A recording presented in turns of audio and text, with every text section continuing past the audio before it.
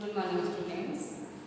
Class 9 आज आपकी हिंदी व्याकरण की क्लास है जिसमें आपको खंड 1 है जो भाषा एवं व्याकरण ज्ञान है उसका आपका फर्स्ट चैप्टर आपको समझाया है और बताएंगे और वो आपको पढ़ाया जाएगा। अध्याय 1 है जिसमें भाषा व्याकरण और बोली है। भाषा और व्याकरण का ज्ञान जब हमें होता है तो हमें बोली और उसके आसपास के कार्य करने में सुविधा हो जाती है, यानी कि मालूम चल जाता है हमें भाषा क्या है और बोली क्या है। अब इसमें एक तो ये बताया गया है कि जो मनुष्य है उसकी भाषा और बोली में अंतर आता है। यहाँ से थोड़ी थोड़ी दूर पर बोशी और बालों में अंतर आ जाता है। इसके बारे में बताती हूँ मैं कि मनुष्य एक मननशील एवं चिंतनशील सामाजिक प्राणी है। वे अपने मन के भावों विचारों को अनेक माध्यमों से प्रकट करता है, किंतु उन सब में उसकी अभिव्यक्ति का सबसे अधिक महत्वपूर्ण श्रेष्ठ एवं व्यापक माध्यम वाणी का माध्यम है। यानी कि हमारी जो बोलने वाली चीज़ होती है, जो बोलते हैं हम, जो माध्यम होता है हमारा बोलने का, वो हमारे सबसे ज़्यादा यहाँ पर होती है, यानी कि श्रेष्ठ होती है और व्यापक भी होती है। वाणी के माध्यम से विचारों का आदान प्रदान होता है। सब जानते हैं कि जो हम बोलते हैं तो उससे हम सामने वाले की तर्क वितर्क भी कर सकते हैं, बात भी कर सकते हैं और उसके आदान प्रदान होता है हमारे विचारों का। भाषा कहा जाता है कि यह आदान प्रदान शब्दों के रूप में होता है। इसके द्वारा व्यक्ति अपने भावों तथा विचारों को दूसरे को समझा सकता है, यानी कि उससे भाषा को दूसरे से समझा भी सकता है और समझ भी सकता है। जब हम अपनी भाषा को सामने वाले से व्यक्त करते हैं, बताते हैं, तो बहुत जल्दी से वो चीज़ों को एक्सेप्ट कर लेता है, सुनता भी, समझता भी। तो जब हम एक दूसरे से अपनी भाषाओं का आदान प्रदान करते हैं तो हम एक दूसरे के विचारों को भी प्रकट करके उसको समझ सकते हैं और दूसरे के विचारों को हम समझ सकते हैं। अतः कह सकते हैं कि भाषा एक सामर्थ्य साधन है जिसके द्वारा मनुष्य अपने भावों एवं विचारों को प्रकट करता है तथा दूसरे के विचारों को ग्रहण कर सकता है। हम जब अपने विचार, अपने भावों को सामने वाले पर प्रकट करते हैं तो वो उसको ग्रहण करता है, सोचता है, समझता है और उस चीज़ का वह अनुकरण करता है। यानी कि जब हम कोई भाषा, कोई विचार उसको सामने बताते हैं तो उस चीज़ को करता है। जैसे मान लीजिए उदाहरण के तौर पर, जैसे हमने कहा कि आज तुम्हें खाने में ये चीज़ें बनाना है, बड़े ध्यान से सुनेगा वो कि खाने में आज क्या क्या चीज़ चाहिए। हमने कहा दाल, चावल, सब्जी, राजमा और आप ये चीज़ें, चपाती, ये चीज़ें आप बना लीजिए और सलाद काट लीजिए, 2 तरह की चटनी कर लीजिए, दही कर लीजिए, पापड़ कर लीजिए, इससे सब खाली बिल्कुल तैयार हो। तो क्या होता है, उस चीज़ को वो ध्यान से सुनता है और वो उन भावों को, उन विचारों को अपनी स्वीकृति दे देता है कि हाँ, मेरे को ये सारी चीज़ें समझ में आ गई। क्योंकि जब हम किसी की बात को ध्यानपूर्वक सुनते हैं तो हम उन चीज़ों को जल्दी से समझ जाते हैं, उन चीज़ों को जल्दी से हमारे अंदर ग्रहण करने की शक्ति आ जाती है। अब भाषा को 2 रूपों में अभिव्यक्ति किया गया जाता है, जैसे मौखिक और लिखित भाषा। भाषा को कितने भागों में बांटा जाता है? 2 भागों में बांटा जाता है। एक होती है मौखिक और दूसरी होती है लिखित भाषा। जब हम परस्पर एक दूसरे से बातचीत करते हुए अपने अपने विचारों को प्रकट करते हैं तो भाषा का मौखिक रूप होता है, यानी कि उसमें भाषा का मौखिक रूप होता है। जब हम अपने अपने विचारों को प्रकट करते हैं तो हमारी भाषा समझ में आती है। जैसे मान लीजिए हम भोपाली बोल रहे हैं, बहुत से लोग मालवा बोलते हैं, बहुत से लोग बुंदेलखंडी बोलते हैं, तो ये क्या होती है, लेकिन बोलते तो हिंदी हैं, तो हमें वो भाषाएँ समझ में आ जाती हैं। जब हम अपने विचारों को लिखकर प्रकट करते हैं तो वह भाषा का लिखित रूप होता है। अब हम जब बोलकर करें तो उनको समझ में आती है। जब हम लिखकर कोई भाषा को प्रकट करते हैं, यानी कि लिखकर कोई चीज़ को बताते हैं, तो वो क्या होता है, हम आप कितनी भी भाषा कैसी भी बोल लें, चाहे हम बुंदेलखंडी बोल लें, चाहे खड़ी बोल लें, चाहे भोपाली बोल लें, चाहे हम ब्रज भाषा बोल लें, लेकिन लिखने में हमें वही आएगा कि राम स्कूल जा रहा है। ऐसे तो नहीं लिखेंगे राम का स्कूल जा रहा है, ऐसे नहीं लिखा गया, क्योंकि जो लिखित भाषा होती है उसका स्पष्टीकरण एक ही होता है जो हर भाषाओं में ना लिखकर हिंदी में सही लिखा जाता है। तो ये तो थी आपकी मौखिक और लिखित भाषा थी। अब आता है आपका व्याकरण। हमने क्या पढ़ा था, इसकी स्टार्टिंग क्या थी, भाषा, व्याकरण और बोली। अभी आपने भाषा सीखी। भाषा क्या थी, 2 प्रकार की होती है, लिखित होती है, बोली मौखिक होती है। जो लिखित भाषा होती है वो लिखकर बोली जाती है, लिखी जाती है, और जो मौखिक भाषा होती है वो बोलकर सुनाई या समझी जाती है। अब आता है व्याकरण। किसी भी भाषा के शुद्ध रूप का ज्ञान प्राप्त करने के लिए उसके व्याकरण का ज्ञान होना नितांत आवश्यक है। भाषा की व्याक्रिया अर्थात उसका विश्लेषण करने वाली विधा व्याकरण कहलाती है। व्याकरण भाषा की विभिन्न संरचनाएं, ध्वनि, शब्द, पदांश, पद, वाक्यांश और वाक्य। बहुत सारी चीजें होती हैं व्याकरण में। ध्वनि, शब्द, पदांश, पद, वाक्यांश और शब्द वाक्य का विवेचन करती हैं। ये संरचनाएं अर्थ की अभिव्यक्ति में जो जो भूमिकाएं निभाती हैं उनका विश्लेषण करती हैं।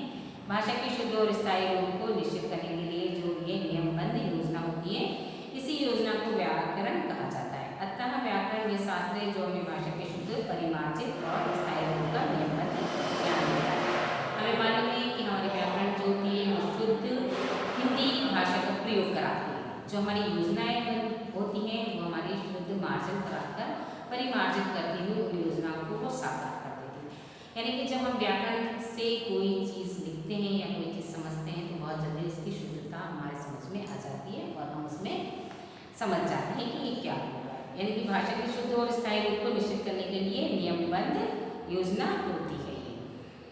अब ये तो थी आपकी व्याकरण की। अब आती है बोली। देश के किसी सीमित भाग में बोली जाने वाली ये भाषा जो केवल बोलने के प्रयोग में आती है बोली कहलाती है। यानी कि हमारे जो देश की जो सीमित भाषा होती है, जो बोली होती है वो कितनी होती है, बोलने के प्रयोग में तो आती है लेकिन बोली कहलाती है। जैसे राजस्थानी हुई, हाँ हरियाणवी हुई और भोजपुरी हुई आदि ऐसी बहुत सारी भाषाएं होती हैं, बहुत सारी बोलियाँ होती हैं। भाषा तो एक ही होती है लेकिन जो बोलियाँ होती हैं वो क्या होती हैं, तरह तरह की बोलियाँ होती हैं, बहुत तरह की बोलियाँ बोली जाती हैं।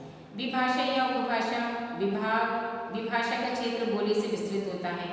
यानी कि जो विभाषा होती है उसका क्षेत्र बोली से विस्तृत होता है, यानी कि बड़ा होता है, व्यापक होता है। एक प्रांत अथवा उपप्रांत की बोलचाल और साहित्य रचना की भाषा विभाषा कहलाती है। हिंदी के अधिकतर विद्वान विभाषा का उपयोग उपभाषा भी कहते हैं। जो विद्वान लोग होते हैं, साहित्य के जो पंडित होते हैं, जो साहित्य के जो विद्वान होते हैं वो अपनी विभाषा को भी उपभाषा कहते हैं। जो वो लिखते हैं उसके साथ साथ वो जो दूसरी भाषा का प्रयोग करते हैं तो उसको उपभाषा कहते हैं। जैसे हम लोग कभी कभी लिखने के साथ साथ दूसरे प्रयोग भी कर देते हैं। जैसे दोहे में आती है, जैसे हमने लिखा बोलते हैं कि साधु खंडी दोहा है, ब्रज का है, तो हम अपनी भाषा के साथ साथ उधर की भाषा का भी प्रयोग कर देते हैं, तो हम उसको लिखकर बता देते कि उपभाषा ये भी है। विभाषा एक विशेष प्रदेश में व्यवहार में लाई जाने वाली बोली है जो उच्चारण, रूप तथा शब्द प्रयोग की दृष्टि से अन्य विभाषा से भिन्न होती है, किंतु ऐसा कदापि नहीं है कि उसकी इन विभिन्नता के कारण उसे भाषा क्षेत्र के अंतर्गत नहीं रखा जा सकता। विभाषा किसी अन्य विभाषा या भाषा पर निर्धारित नहीं होती है, उसकी अपनी स्वतंत्रता सत्ता होती है। ब्रज, अवधि, खड़ी बोली आदि हिंदी की विभाषा हैं। अतः स्पष्ट है कि विभाषा का क्षेत्र बोली से अधिक व्यापक और स्वरूप अधिक विस्तार होता है। यानी कि हमारी जो उसकी भाषा होती है विभाषा, वो भाषा पर निर्धारित नहीं होती है, निर्भर नहीं होती है, बल्कि उसकी स्वतंत्र सत्ता होती है। आप जैसा जी चाहे उसको बोलो, जैसा जी चाहे उसको लिखो, उसमें कोई भी रोक टोक नहीं है। जैसे ब्रज, अवधि, खड़ी बोली आदि हिंदी की भी भाषाएं हैं। अतः स्पष्ट की विभाषा का क्षेत्र बोली से अधिक व्यापक और स्वरूप अधिक विस्तार होता है। विभाषा का क्षेत्र बोली से अधिक व्यापक होता है। जो बोली होती है वो आप सब तरह से बोल सकते हैं, लेकिन हम जो लिखते हैं बहुत कम उस भाषा में लिखा जाता है। इसलिए जितने भी हम जब बोलते हैं तो हमें उसका क्षेत्र बहुत व्यापक लगता है। अतः इसका जो स्वरूप है वो अधिक विस्तृत होता है। ये विभाषा या उपभाषा की। अब आता है भाषा। कई विभाषाओं के रूप में प्रयुक्त होने वाली श्रेष्ठ लोगों के द्वारा स्वीकृत की गई विभाषा ही कालांतर में भाषा का रूप ग्रहण कर लेती है। भाषा का स्थान विशेष में परिनिष्ठि या आदर्श माने जाने वाले स्वरूप भी परिनिष्ठा कहलाते हैं।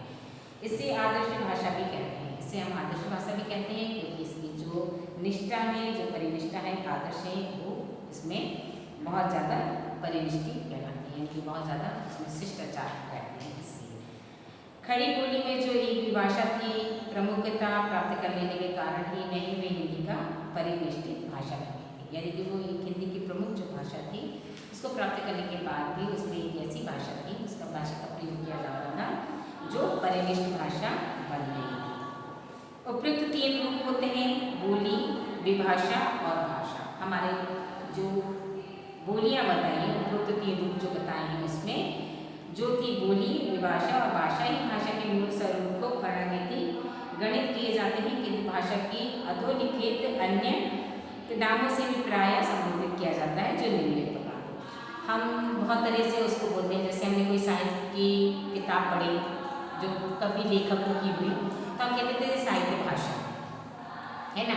और जो हमने चुटकुली कहानी की पढ़ी तो कहते थे हास्य भाषा, हास्य बोली है ये, इसमें तो हंसने वाली कार्टून बोली। तो ये क्या होता है, जो चीज़ हम पढ़ लेते हैं ना, हम उसके नाम को उसको वहीं जोड़ देते हैं, अपने नाम ही उसको बता देते हैं। जो भाषा स्थिर, तेजप्रद और सुसज्जित होती है वे साहित्यिक की भाषा कहलाती है। साहित्य की भाषा सामान्य व्यवहार को भाषा से भिन्न होती है, यानी कि साहित्य जो भाषा होती है वो हमारी क्या होती है, साहित्य भाषा से सामान्य व्यवहार की भाषा से भिन्न होती है। साहित्य भाषा हमारी अलग होती है, जो सामान्य व्यवहार से अलग होती है। साहित्य भाषा सिर्फ साहित्य भाषा ही होती है, उसको हम सामान्य व्यवहार में नहीं ला सकते। राष्ट्रीय भाषा होती है वे भाषा जो किसी राष्ट्र या देश के संपूर्ण देश में प्रयुक्त होती है अथवा उस देश का अधिकतर जनता उस भाषा को जानती है, राष्ट्रीय भाषा कहलाती है। भाषा जब सामान्य क्षेत्र से बढ़कर यदि अधिक व्यापक विस्तृत क्षेत्र से प्रभुत्व स्थापित कर लेती है तो उसे राष्ट्रीय भाषा के पद पर सुशोभित कर दिया जाता है और यह राष्ट्र में बोली जाने वाली होने वाली विभिन्न भाषाओं के मध्य पारस्परिक सहयोग तथा संबंध स्थापित करती है। यानी कि जो राष्ट्र की या देश की जो भाषा होती है, जो हम बोलते हैं, जहाँ अक्सर जो बहुत सारे लोग, वहाँ की जनता जो उस भाषा को समझती है, बोलती है, तो उस भाषा को राष्ट्रीय भाषा का दर्जा दिया जाता है और देश को संपूर्ण क्षेत्र में उस भाषा का प्रयोग हुआ जाता है। भाषा जब सामान्य क्षेत्र से बढ़कर अधिक व्यापक हो जाती है, विस्तृत हो जाती है, तो उसको प्रभुत्व की स्थापना की जाती है, यानी कि उसको वहाँ पर कैसा हो जाता है कि वो बड़े पद पर चली जाती है, यानी कि उसको उस ऊंचे दर्जे का स्थान मिल जाता है जो प्रभुत्व कहलाता है, यानी ईश्वर का स्थान कहलाता है, वहाँ वो पहुँच जाती है, उसको उस राष्ट्रीय भाषा के पद पर सुशोभित कर दिया जाता है। अब उसमें किसी भाषा को ये पद धार्मिक, साहित्यिक, सांस्कृतिक, राजनीतिक आदि कारणों से मिलता है।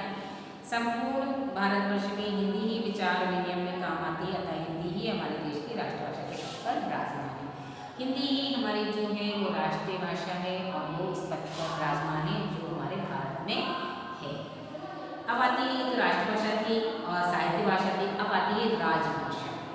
सामान्यतः किसी राज्य राष्ट्र विशेष की जो राष्ट्रीय भाषा होती है वह राजभाषा पद पर प्रतिष्ठित होती है, किंतु कभी कभी राजनीतिक कारणों से राजभाषा को अन्य भाषा भी हो जाती है। किसी राजनीतिक कारणों से भी उस भाषा को राजनीतिक भाषा कह सकते हैं, राजभाषा भी कह सकते हैं।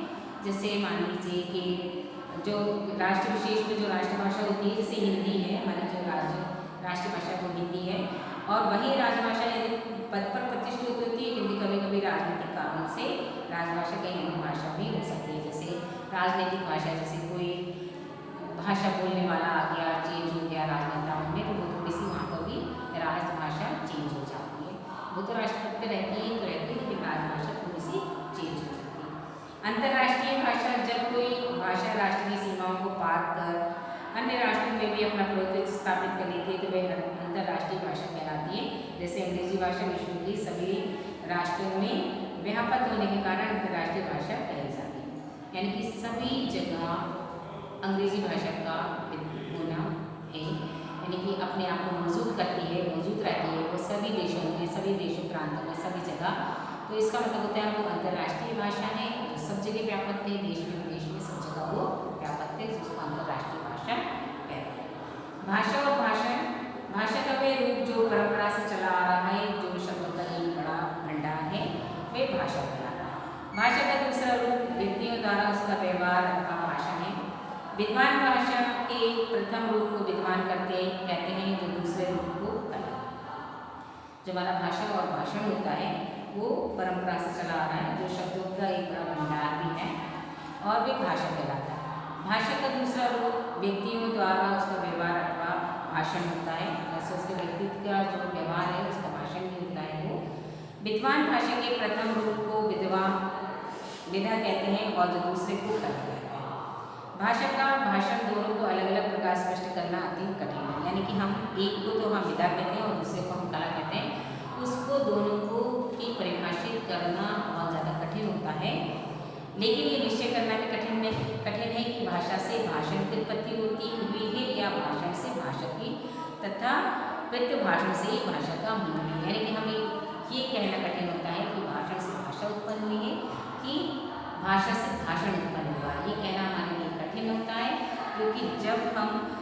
यथापति भाषण की जो भाषा है उसका मूल है। अब आता है भाषा का प्रयोजन। भाषा में मुख्य 3 प्रयोजन होते हैं। प्रथम, वक्ता श्रोता को प्रभावित करने के लिए बोलता है। विशेष वस्तुओं की ओर ध्यान आकर्षित करना भाषा का अद्वितीय प्रयोजन होता है। भाषा के 2 प्रमुख प्रयोजन हैं। इन्हीं प्रयोजन में 3 प्रयोजन भाषण को जन्म देता है, किंतु बाद में भाषण का संबंध विचार से सबसे अधिक घनिष्ठ हो गया है। जो भाषण है उसका विचार करना अत्यधिक कठिन हो गया है। पहले हमें कल्पना से पहले विद्वान होते रहे हैं। जब हम पहले जो भाषण देते थे तो हमें अपनी भाषा पर मालूम था कि हमारी भाषा जो है हम उसमें भाषण देते थे। अब हम भाषण हर भाषा में दे सकते हैं, किंतु ये भाषण की क्रिया का प्रसाद है जो मनुष्य विचार करना सीख सकता है। किसी किसी समय तो अध्ययन में भाषा का भाषण अधिक सहायक होता है। कभी कभी तो जो भाषण होता है वो हमारे भाषा में बहुत सहायक होता है, बोलने में बहुत ज़्यादा समझ में आ जाता है कि ये क्या बोल रहे हैं, वो हमारे सहायक प्रदान करता है और सहायक होता है। तो जो भाषण है और भाषा से है उसके हिसाब से हमने जो अभी तक जो भाषण दिया है वो हमारे समझ में आ रहा है कि ये क्या बोल रहा है।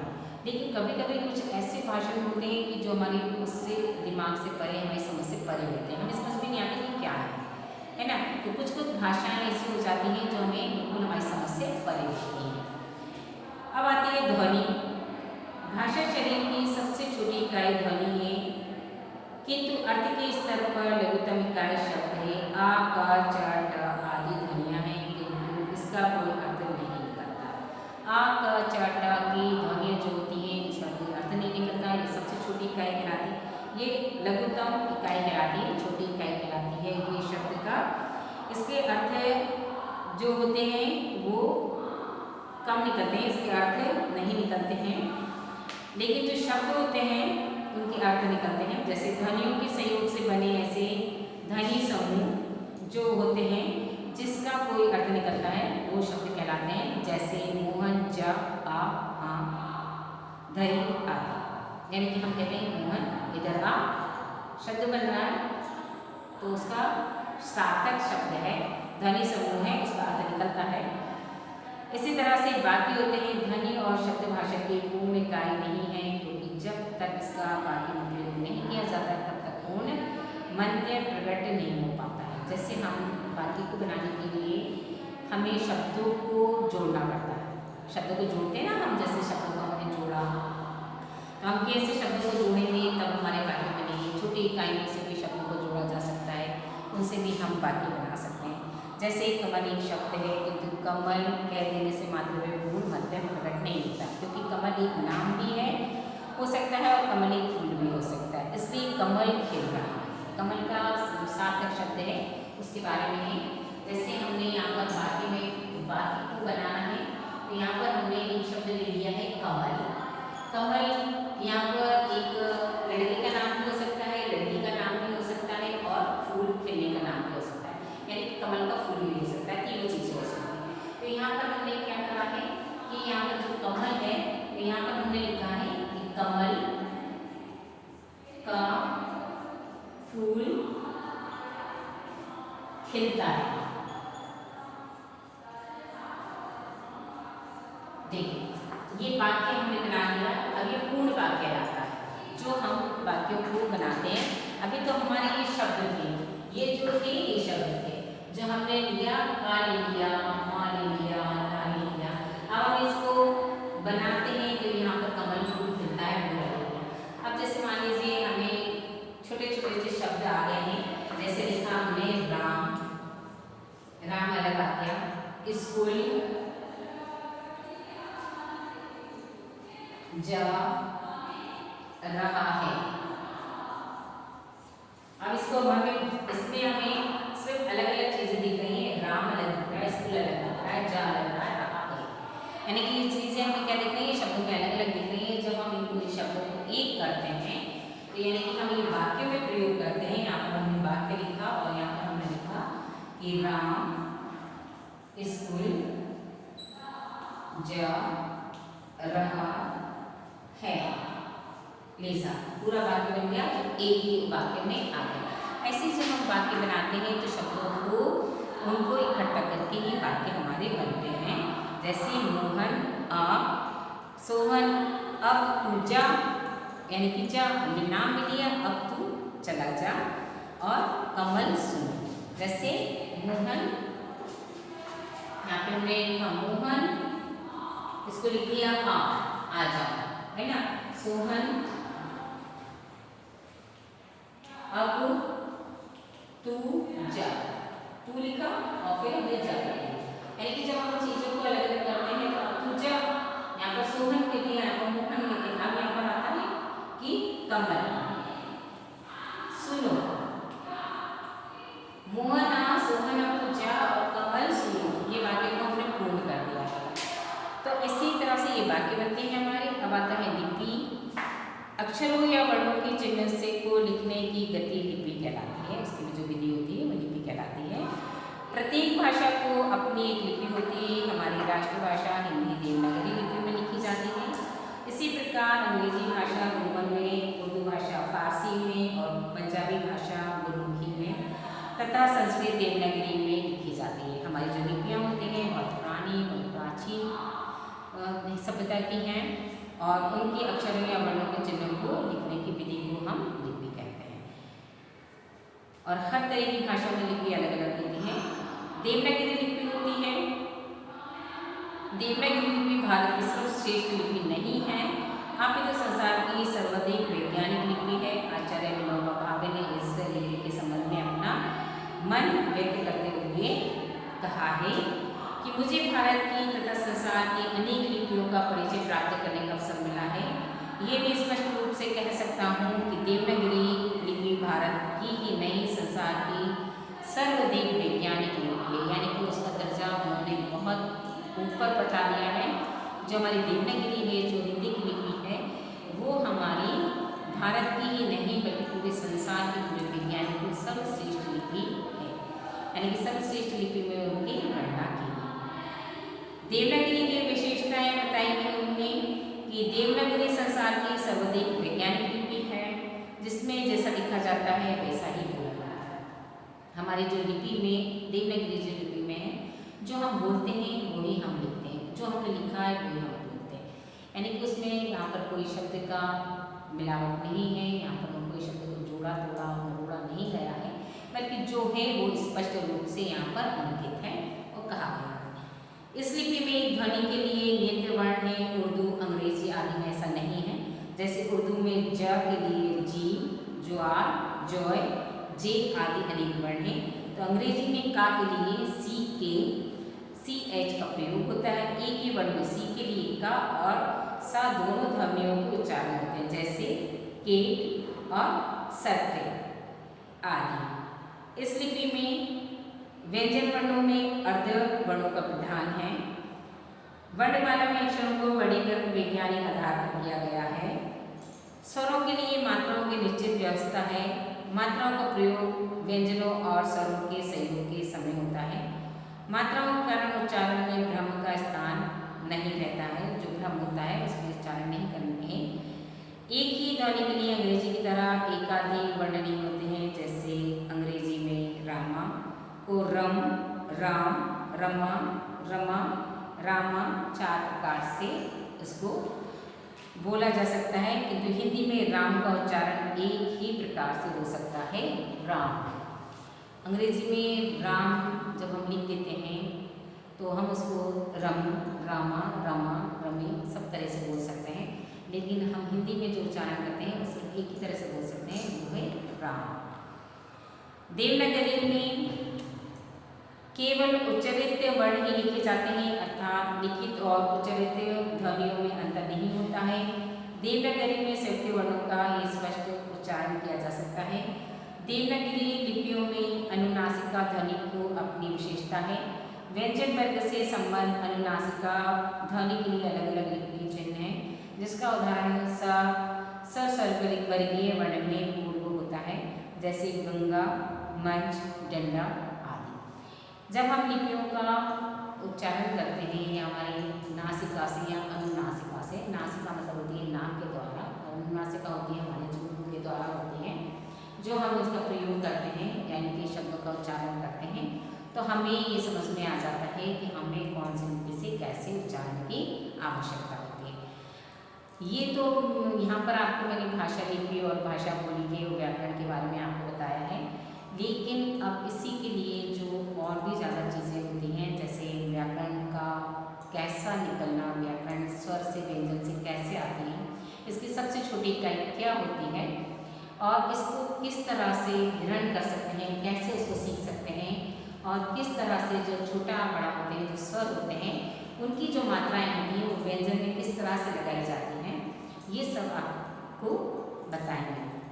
लेकिन अभी आपको सिर्फ इतना ही सीखना है कि ये चीज़ें आपके जो अभी तक हैं, इसके लिए आपको एक कॉपी बनानी पड़ेगी, क्वेश्चन आंसर पे आपको लिखना पड़ेंगे और इसके बारे में जो आपको बताया जा रहा है वो आपको सबको नोट करना पड़ेगा।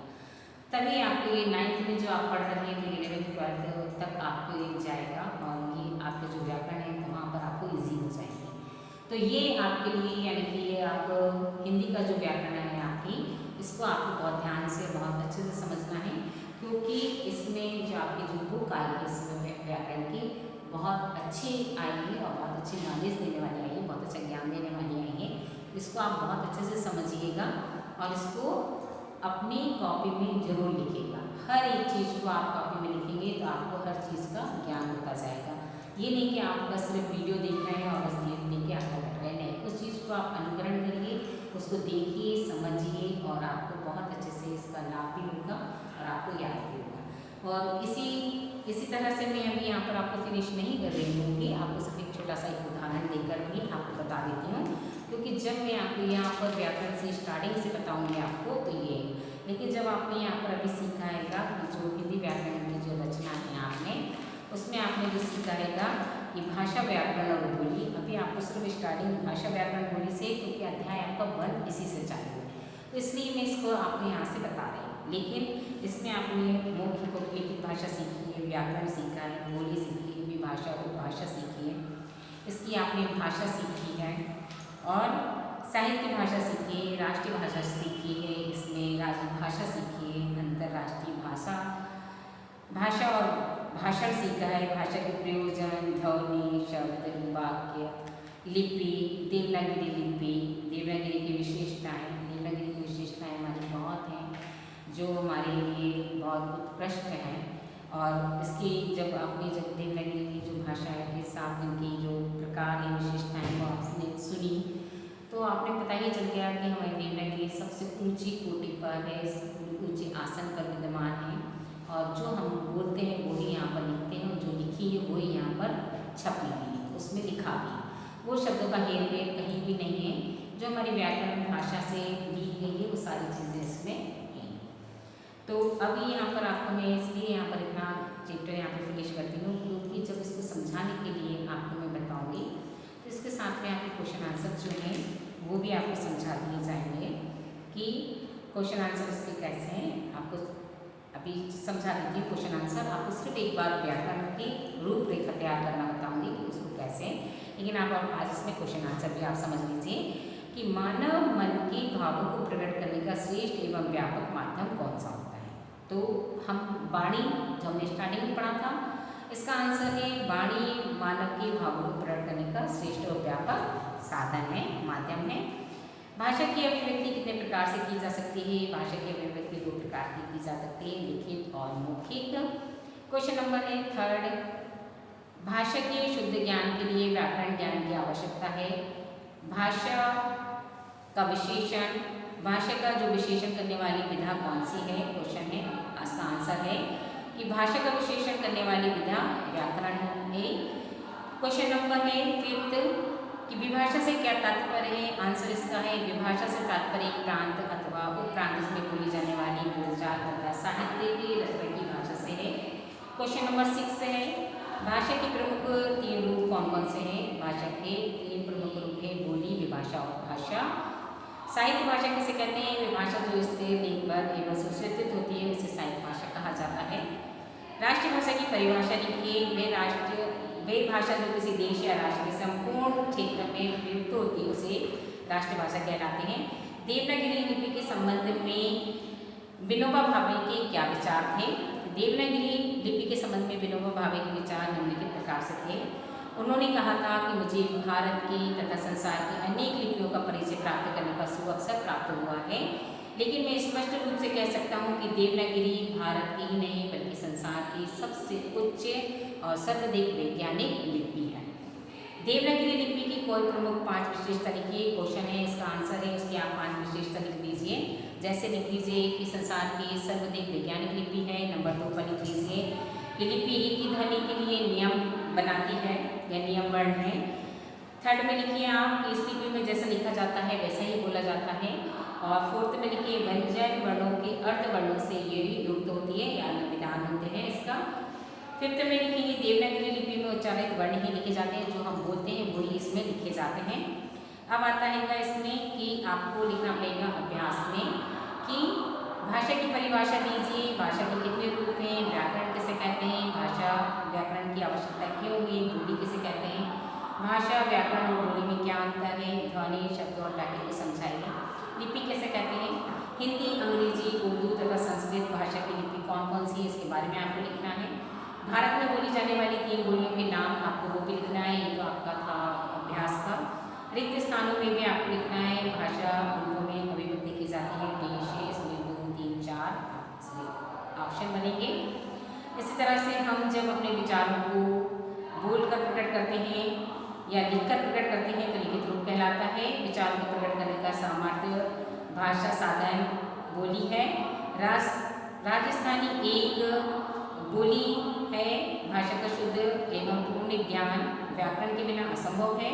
भाषा के क्षेत्रीय रूप को लिपि कहा जाता है, भाषा के क्षेत्रीय रूप को बोली कहा जाता है। इसी के साथ में आपका यहाँ पर चैप्टर फिनिश होता है। लेकिन ये जितना भी आपको क्वेश्चन आंसर या चीज़ें बताई गई हैं ये आपको आपके नोटबुक में लिखना है। और जो अभी आपको मैंने क्वेश्चन बोले थे उसके आंसर आपके बुक में ही मिलेंगे, तो आप उनको देखकर उनको लिखिएगा। और रिक्त स्थान के जो आपके वो भी आपके बाजू में ही आंसर, आप उसको भी देखकर लिख लीजिएगा। तो ये नोटबुक में आप सारी चीज़ें